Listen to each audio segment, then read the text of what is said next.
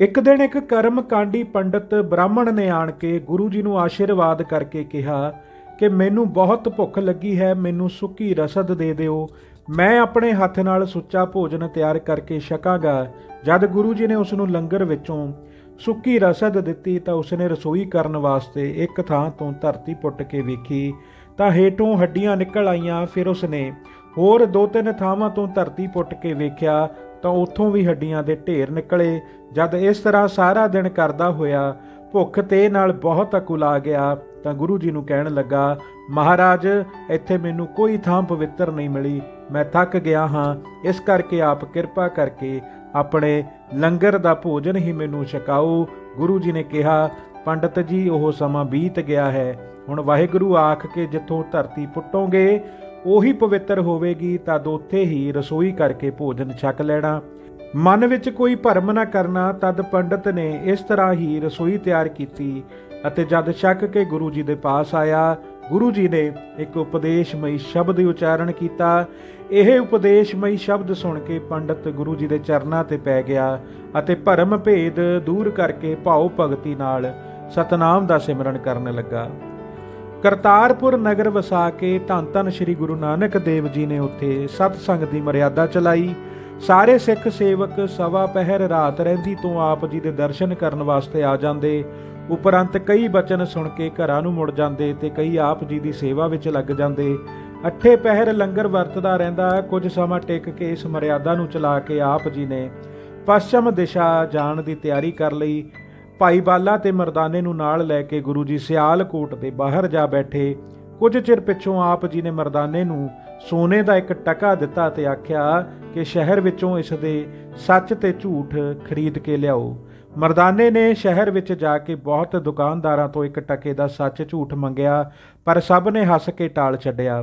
ਫਿਰਦਾ ਫਿਰਦਾ ਜਦ ਮਰਦਾਨਾ ਇੱਕ ਬਾਣੀਏ ਦੀ ਹੱਟੀ ਤੇ ਗਿਆ ਤਾਂ ਉਸਨੇ ਮਰਨਾ ਸੱਚ ਤੇ ਜਿਉਣਾ ਝੂਠ ਲੈ ਕੇ ਮਰਦਾਨੇ ਨੂੰ ਦੇ ਦਿੱਤਾ ਅਤੇ ਸੋਨੇ ਦਾ ਟਕਾ ਰੱਖ ਲਿਆ।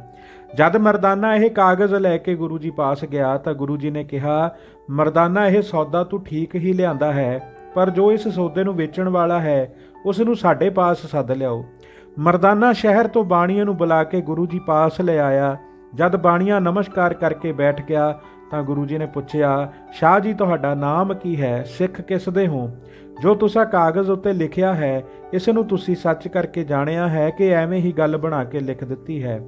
ਬਾਣੀਏ ਨੇ ਹੱਥ ਜੋੜ ਕੇ ਕਿਹਾ, ਮਹਾਰਾਜ, ਮੈਂ ਸੱਚ ਕਹਿੰਦਾ ਹਾਂ ਕਿ ਮੇਰਾ ਨਾਮ ਮੂਲਾ ਹੈ ਅਤੇ ਆਪ ਜੀ ਦੇ ਅਨੁਸਾਰ ਗਿਆਨ ਉਸ ਨੂੰ ਹੀ ਹੁੰਦਾ ਹੈ ਜਿਸ ਉੱਤੇ ਆਪ ਹੀ ਕਿਰਪਾ ਕਰੋ। ਇਹ ਜੋ ਕੁਝ ਕਾਗਜ਼ ਉੱਤੇ ਲਿਖ ਦਿੱਤਾ ਹੈ ਇਹ ਕੇਵਲ ਲਾਲਚ ਕਰਕੇ ਸੋਨੇ ਦਾ ਟਕਾ ਲੈਣ ਵਾਸਤੇ ਹੀ ਲਿਖ ਦਿੱਤਾ। ਮੈਨੂੰ ਤਦ ਤੱਕ ਇਸ ਦਾ ਦ੍ਰਿੜ ਅਭਿਆਸ ਨਹੀਂ ਹੋ ਸਕਦਾ ਜਦੋਂ ਤੱਕ ਕੋਈ ਪੂਰਨ ਸੰਤ ਨਾ ਮਿਲੇ। ਗੁਰੂ ਜੀ ਨੇ ਕਿਹਾ, ਜੇ ਤੂੰ ਇਹ ਚਾਹੁੰਦਾ ਹੈ ਤਾਂ ਸਾਡੇ ਨਾਲ ਰਹਿ, ਤੇਰੀ ਇੱਛਾ ਪੂਰੀ ਹੋ ਜਾਏਗੀ। ਮੂਲਾ ਗੁਰੂ ਜੀ ਦਾ ਬਚਨ ਮੰਨ ਕੇ ਆਪ ਜੀ ਦੇ ਨਾਲ ਹੀ ਅੱਗੇ ਚੱਲ ਪਿਆ। ਅੱਗੇ ਜਾ ਕੇ ਗੁਰੂ ਜੀ ਮੁਸਲਮਾਨਾਂ ਦੇ ਇੱਕ ਨਗਰ ਵਿੱਚ ਜਾ ਬੈਠੇ। ਉਸ ਦਿਨ ਉੱਥੇ ਚੰਦ ਰਾਤ ਮੱਸਿਆ ਤੋਂ ਪਿੱਛੋਂ ਜਿਸ ਰਾਤ ਚੰਦ ਦਿਸਦਾ ਹੈ ਉਹਦਾ ਮੇਲਾ ਸੀ ਤੇ ਬਹੁਤ ਲੋਕ ਇਕੱਠੇ ਹੋਏ ਸਨ। ਇੱਕ ਪਖੰਡੀ ਫਕੀਰ ਉੱਥੇ ਰਹਿੰਦਾ ਸੀ ਜਿਸ ਨੂੰ ਲੋਕ ਬਹੁਤ ਮਠਿਆਈਆਂ ਤੇ ਰੁਪਏ ਪੈਸੇ ਆਦਿ ਭੇਟ ਕਰ ਰਹੇ ਸਨ। ਉਹ ਦੰਭੀ ਲੋਕਾਂ ਨੂੰ ਕਹਿੰਦਾ ਸੀ ਕਿ ਦੂਜ ਦੇ ਚੰਦ ਦੀ ਰਾਤ ਨੂੰ ਉਸ ਪਾਸ ਸ਼ਾਹ ਜਾਣੇ ਕਿ ਪਰਮਾਤਮਾ ਆਉਂਦਾ ਹੈ। ਉਹ ਉਸ ਰਾਤ ਇਸਤਰੀਆਂ ਵਾਲੇ ਗਹਿਣੇ ਕੱਪੜੇ ਪਹਿਨ ਕੇ ਬੜਾ ਸ਼ਿੰਗਾਰ ਕਰਕੇ ਅੰਦਰ ਬੈਠ ਜਾਂਦਾ ਸੀ ਤੇ ਅੰਦਰ ਕਿਸੇ ਨੂੰ ਜਾਣ ਨਹੀਂ ਦਿੰਦਾ ਸੀ ਤੇ ਆਪਣੇ ਆਪ ਨੂੰ ਸ਼ਾਹ ਸੁਹਾਗਣ ਕਹਿੰਦਾ ਸੀ। ਲੋਕ ਮੰਨਤਾਂ ਮੰਨਦੇ, ਚੜਾਵੇ ਚੜਾਉਂਦੇ, ਦੀਵੇ ਬਾਲਦੇ ਅਤੇ ਢੋਲ ਵਜਾ ਕੇ ਖੁਸ਼ੀਆਂ ਮਨਾਉਂਦੇ ਸਨ। ਗੁਰੂ ਜੀ ਨੇ ਇਸ ਦਾ ਪੋਲ ਖੋਲ੍ਹਣ ਵਾਸਤੇ ਇੱਕ ਬੁੱਢੀ ਮਾਈ ਦੇ ਘਰ ਜਾ ਡੇਰਾ ਕੀਤਾ। ਜਦ ਮੇਲਾ ਬਹੁਤ ਭਰ ਗਿਆ ਤਾਂ ਮਰਦਾਨੇ ਨੂੰ ਨਾਲ ਲੈ ਕੇ ਸ਼ਾਹ ਸੁਹਾਗਣ ਨੂੰ ਮਿਲਣ ਚਲੇ ਗਏ।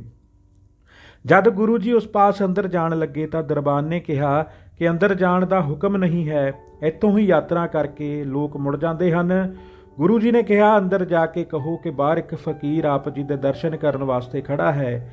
ਜਦ ਦਰਬਾਨ ਨੇ ਅੰਦਰ ਜਾ ਕੇ ਇਹ ਸੁਨੇਹਾ ਦਿੱਤਾ ਤਾਂ ਉਸਨੇ ਕਿਹਾ, ਅੰਦਰ ਆਉਣ ਦੀ ਆਗਿਆ ਨਹੀਂ ਹੈ, ਅੱਜ ਮੇਰੇ ਪਾਸ ਸ਼ਾਹ ਨੇ ਆਉਣਾ ਹੈ, ਇਸ ਕਰਕੇ ਮੈਂ ਹੋਰ ਕਿਸੇ ਨੂੰ ਵੇਖਣਾ ਨਹੀਂ ਚਾਹੁੰਦਾ। ਇਹ ਉੱਤਰ ਸੁਣ ਕੇ ਗੁਰੂ ਜੀ ਨੇ ਹੱਸ ਕੇ ਮਰਦਾਨੇ ਨੂੰ ਕਿਹਾ, ਮਰਦਾਨਾ, ਇੱਥੇ ਕੁਝ ਨਹੀਂ ਹੈ, ਚੱਲ ਚੱਲੀਏ, ਇਹ ਸਭ ਪਖੰਡ ਹੀ ਹੈ। ਜਦ ਗੁਰੂ ਜੀ ਇਹ ਗੱਲ ਆ ਕੇ ਪਿੱਛੇ ਨੂੰ ਮੁੜੇ ਤਾਂ ਅਚਾਨਕ ਹੀ ਮੇਲੇ ਵਿੱਚ ਲੜਾਈ ਸ਼ੁਰੂ ਹੋ ਗਈ। ਜਿਸ ਵਿੱਚ ਕਈ ਲੋਕ ਮਰ ਗਏ ਤੇ ਕਈ ਫੱਟੜ ਹੋ ਗਏ। ਉਪਰੰਤ ਮੇਲੇ ਵਿੱਚ ਲੁੱਟ ਖਸੁੱਟ ਸ਼ੁਰੂ ਹੋ ਗਈ ਅਤੇ ਲੁਟੇਰਿਆਂ ਨੇ ਸ਼ਾਹ ਸੁਹਾਗਣ ਦਾ ਸਮਾਨ ਵੀ ਜਾ ਲੁੱਟਿਆ। ਜਦ ਲੁੱਟ ਦੇ ਰੌਲੇ ਵਿੱਚ ਲੋਕ ਸ਼ਾਹ ਸੁਹਾਗਣ ਦੇ ਬੰਦ ਕਮਰੇ ਵਿੱਚ ਵੀ ਜਾ ਵੜੇ ਤਾਂ ਉਹਨਾਂ ਨੇ ਵੇਖਿਆ ਕਿ ਇੱਕ ਸੁੰਦਰ ਸੇਜ ਉੱਤੇ ਉਹ ਪਖੰਡੀ ਇੱਕ ਨਵਜੋਬਨ ਇਸਤਰੀ ਨਾਲ ਕਲੋਲ ਕਰ ਰਿਹਾ ਸੀ। ਉਸ ਦਾ ਇਹ ਕੁਕਰਮ ਵੇਖ ਕੇ ਲੋਕ ਭੜਕ ਉੱਠੇ ਅਤੇ ਉਸ ਨੂੰ ਫੜ ਕੇ ਬਹੁਤ ਮਾਰਿਆ ਤੇ ਬੁਰਾ ਹਾਲ ਕੀਤਾ। ਸਾਰੇ ਨਗਰ ਵਿੱਚ ਪਖੰਡੀ ਕਰਕੇ ਰੌਲਾ ਪੈ ਗਿਆ ਅਤੇ ਲੋਕਾਂ ਨੇ ਉਸ ਦਾ ਸਭ ਸਾਜੋ ਸਮਾਨ ਲੁੱਟ ਲਿਆ। ਆਪਣੀ ਇਹ ਬੁਰੀ ਹਾਲਤ ਵੇਖ ਕੇ ਮਨ ਵਿੱਚ ਕਹਿਣ ਲੱਗਾ ਕਿ ਮੈਂ ਉਹਨਾਂ ਸੰਤਾਂ ਦਾ ਜੋ ਨਿਰਾਦਰ ਕੀਤਾ ਹੈ, ਜਿਹੜੇ ਮੈਨੂੰ ਮਿਲਣ ਆਏ ਸਨ, ਉਹ ਕੋਈ ਵੱਡੇ ਮਹਾਪੁਰਸ਼ ਜਾਪਦੇ ਹਨ, ਜਿਨ੍ਹਾਂ ਦੀ ਨਿਰਾਦਰੀ ਕਰਕੇ ਮੇਰਾ ਸਭ ਸਤਿਕਾਰ ਤੇ ਮਾਣ ਵਡਿਆਈ ਜਾਂਦੀ ਰਹੀ ਹੈ। ਇੱਕ ਰਾਤ ਇੱਥੇ ਵਿਸਰਾਮ ਕਰਕੇ ਗੁਰੂ ਜੀ ਅੱਗੇ ਨੂੰ ਚੱਲ ਪਏ। ਭਾਈ ਬਾਲਾ, ਮਰਦਾਨਾ ਤੇ ਮੂਲਾ ਆਪ ਜੀ ਦੇ ਨਾਲ ਪਿੱਛੇ ਜਾ ਰਹੇ ਸਨ। ਇਸ ਤਰ੍ਹਾਂ ਤੁਰੇ ਜਾਂਦੇ ਗੁਰੂ ਜੀ ਸਿੰਧ ਦੇਸ਼ ਵਿੱਚ ਸੈਯਦਾਂ ਦੇ ਨਗਰ ਉੱਚ ਦੇ ਬਾਹਰ ਜਾ ਡੇਰਾ ਕੀਤਾ। ਜਦ ਸਵੇਰ ਹੋਈ ਤਾਂ ਗੁਰੂ ਜੀ ਇਸ਼ਨਾਨ ਕਰਕੇ ਜਪਜੀ ਸਾਹਿਬ ਦਾ ਪਾਠ ਕਰਨ ਲੱਗ ਪਏ। ਜਦ ਗੁਰੂ ਜੀ ਨੇ ਗੁਰਮੁਖ ਨਾਦ ਗੁਰਮੁਖ ਵੇਦ ਪਾਠ ਪੜ੍ਹਿਆ ਤਾਂ ਇੱਕ ਸਿੰਧੀ ਨੇ ਸੁਣ ਕੇ ਆਪਣੇ ਪੀਰ ਨੂੰ ਜਾ ਕੇ ਦੱਸਿਆ ਕਿ ਇੱਕ ਫਕੀਰ ਬਾਹਰ ਬੈਠਾ ਕੁਝ ਪੜ੍ਹ ਰਿਹਾ ਸੀ ਤੇ ਕਹਿੰਦਾ ਸੀ, ਗੁਰਮੁਖ ਨਾਦ ਗੁਰਮੁਖ ਵੇਦ, ਪਰ ਮੈਨੂੰ ਇਸ ਦੀ ਸਮਝ ਨਹੀਂ ਆਈ ਕਿ ਇਸ ਦੇ ਅਰਥ ਕੀ ਹਨ। ਤਦ ਪੀਰ ਨੇ ਕਿਹਾ, ਮੈਨੂੰ ਉਸ ਫਕੀਰ ਦੇ ਦਰਸ਼ਨ ਕਰਾਓ। ਉਸ ਆਦਮੀ ਨੇ ਗੁਰੂ ਜੀ ਪਾਸ ਬੇਨਤੀ ਕੀਤੀ ਕਿ ਮੇਰਾ ਪੀਰ ਤੁਹਾਡੇ ਦਰਸ਼ਨ ਕਰਨੇ ਚਾਹੁੰਦਾ ਹੈ, ਆਪ ਕਿਰਪਾ ਕਰਕੇ ਮੇਰੇ ਨਾਲ ਚਲੋ। ਤਦ ਗੁਰੂ ਜੀ ਉਸ ਦੇ ਨਾਲ ਪੀਰ ਪਾਸ ਚਲੇ ਗਏ। ਅੱਗੋਂ ਪੀਰ ਨੇ ਉੱਠ ਕੇ ਦਸਤਬੋਸੀ ਕਰਕੇ ਗੁਰੂ ਜੀ ਨੂੰ ਬੜੇ ਸਤਿਕਾਰ ਨਾਲ ਬਿਠਾ ਕੇ ਪੁੱਛਿਆ ਕਿ ਖੁਦਾ ਵਾਸਤੇ ਸੱਚ ਦੱਸੋ ਕਿ ਦਰਗਾਹ ਵਿੱਚ ਜੀਵਾਂ ਨਾਲ ਕੀ ਬੀਤਦਾ ਹੈ। ਗੁਰੂ ਜੀ ਨੇ ਕਿਹਾ, ਪੀਰ ਜੀ, ਜਿਹੜੇ ਇੱਥੇ ਤਨ ਮਨ ਕਰਕੇ ਸੱਚੇ ਰਹਿੰਦੇ ਹਨ, ਉਹ ਦਰਗਾਹ ਵਿੱਚ ਜਾ ਕੇ ਆਦਰ ਪਾਉਂਦੇ ਹਨ। ਭੇਖੀਆਂ ਤੇ ਪਖੰਡੀਆਂ ਨੂੰ ਦਰਗਾਹ ਵਿੱਚ ਥਾਂ ਨਹੀਂ ਮਿਲਦੀ, ਉਹ ਜੰਮਦੇ ਮਰਦੇ ਹੀ ਦੁੱਖ ਪਾਉਂਦੇ ਰਹਿੰਦੇ ਹਨ। ਸਿੰਧੀ ਪੁਰਸ਼ ਨੇ ਕਿਹਾ, ਪੀਰ ਜੀ, ਤੁਸੀਂ ਆਪਣੀਆਂ ਗੱਲਾਂ ਵਿੱਚ ਹੀ ਲੱਗ ਗਏ ਹੋ, ਪਰ ਮੇਰਾ ਮਨੋਰਥ ਪੂਰਾ ਨਹੀਂ ਹੋਇਆ। ਤਦ ਪੀਰ ਨੇ ਗੁਰੂ ਜੀ ਨੂੰ ਕਿਹਾ, ਇਸ ਨੂੰ ਜਿਹੜੇ ਬਚਨ ਤੁਸੀਂ ਬੋਲੇ ਉਹਨਾਂ ਦੇ ਅਰਥ ਦੱਸੋ। ਗੁਰੂ ਜੀ ਨੇ ਕਿਹਾ, ਪੀਰ, ਜੇ ਤੁਸੀਂ ਇਸ ਨੂੰ ਅਰਥ ਦੱਸੋਗੇ ਤਾਂ ਇਸ ਦੀ ਤਸੱਲੀ ਹੋ ਜਾਏਗੀ, ਕਿਉਂਕਿ ਤੁਸੀਂ ਇਸ ਦੇ ਪੀਰ ਹੋ, ਇਸ ਕਰਕੇ ਤੁਸੀਂ ਇਸ ਨੂੰ ਅਰਥ ਦੱਸੋ। ਜਦ ਪੀਰ ਨੇ ਕਿਹਾ ਕਿ ਮੈਨੂੰ ਇਸ ਦੇ ਅਰਥ ਨਹੀਂ ਆਉਂਦੇ ਤਾਂ ਗੁਰੂ ਜੀ ਨੇ ਕਿਹਾ, ਜਦ ਤੁਸੀਂ ਮੱਕੇ ਜਾਓਗੇ ਤਾਂ ਉੱਥੇ ਤੁਹਾਡੀ ਨਿਸ਼ਾ ਹੋ ਜਾਏਗੀ। ਪੀਰ ਨੇ ਕਿਹਾ, ਮੈਂ ਹੁਣ ਹੀ ਮੱਕੇ ਜਾਂਦਾ ਹਾਂ, ਤੁਸੀਂ ਤਦ ਤੱਕ ਇੱਥੇ ਹੀ ਠਹਿਰਨਾ। ਗੁਰੂ ਜੀ ਨੇ ਕਿਹਾ, ਤੁਸੀਂ ਛੇਤੀ ਵਾਪਸ ਆਉਣਾ, ਅਸੀਂ ਤਦ ਤੱਕ ਇੱਥੇ ਹੀ ਠਹਿਰਾਂਗੇ। ਤਦ ਪੀਰ ਜੀ ਜਲਾਲ ਆਪਣੇ ਕੁਝ ਮੁਰੀਦਾਂ ਨੂੰ ਨਾਲ ਲੈ ਕੇ ਮੱਕੇ ਨੂੰ ਤੁਰ ਪਿਆ। ਜਦ ਕੁਝ ਦਿਨ ਇੱਥੇ ਬੈਠਿਆਂ ਨੂੰ ਬੀਤ ਗਏ ਤਾਂ ਗੁਰੂ ਜੀ ਨੇ ਮੂਲੇ ਨੂੰ ਕਿਹਾ ਕਿ ਜਿਸ ਆਦਮੀ ਨਾਲ ਤੇਰਾ ਵੈਰ ਸੀ, ਉਸਨੇ ਤੇਰੇ ਘਰ ਜਾ ਕੇ ਕਿਹਾ ਹੈ ਕਿ ਮੈਂ ਸੁਣਿਆ ਹੈ ਕਿ ਮੂਲਾ ਜਿਹੜੇ ਫਕੀਰਾਂ ਨਾਲ ਗਿਆ ਸੀ ਉਹ ਮਰ ਗਿਆ ਹੈ। ਇਹ ਗੱਲ ਸੁਣ ਕੇ ਤੇਰੀ ਇਸਤਰੀ ਨੇ ਸੜ ਮਰਨ ਵਾਸਤੇ ਤਿਆਰੀ ਕਰ ਲਈ ਹੈ। ਹੁਣ ਜੇ ਤੂੰ ਉੱਥੇ ਪਹੁੰਚ ਜਾਵੇਂਗਾ ਤਾਂ ਉਸ ਨੂੰ ਬਚਾ ਲਵੇਂਗਾ, ਨਹੀਂ ਤਾਂ ਜੇ ਤੈਨੂੰ ਹੁਣ ਘਰ ਦਾ ਮੋਹ ਨਹੀਂ ਰਿਹਾ ਤਾਂ ਜੋ ਕੁਝ ਹੁੰਦਾ ਹੈ ਹੋਣ ਦੇ, ਤੂੰ ਸਾਡੇ ਪਾਸ ਹੀ ਬੈਠਾ ਰਹੋ।